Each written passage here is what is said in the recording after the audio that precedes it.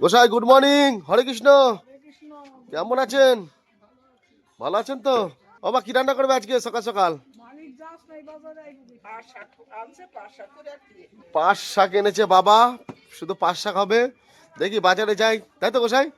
কি মাছ উঠছে দেখি। আচ্ছা, লঙ্কা আনতে বলছে মা। যাই বাজারের দিকে যাই বন্ধুরা। বাবা মাংসের জন্য 100 টাকা দিচ্ছে। কিসের? আচ্ছা ঠিক আছে, বাবা কিনতে দিল মাংস 100 টাকা। জ্যাঠামশাই গুড মর্নিং, ভালো আছেন তো?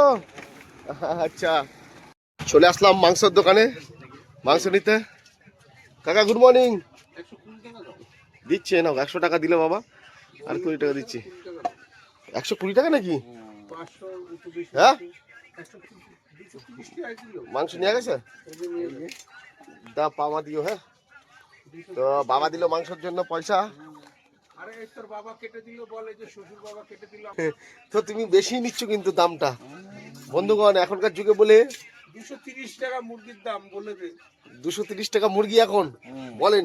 আবার হচ্ছে সেই পোলট্রির মুরগি কাটছে আর করছে, এত দাম নিলে হয় নাকি? তাই তো সকাল সকাল দেখি মাছ বাজারে মাছ, কি মাছ উঠেছে, যাই।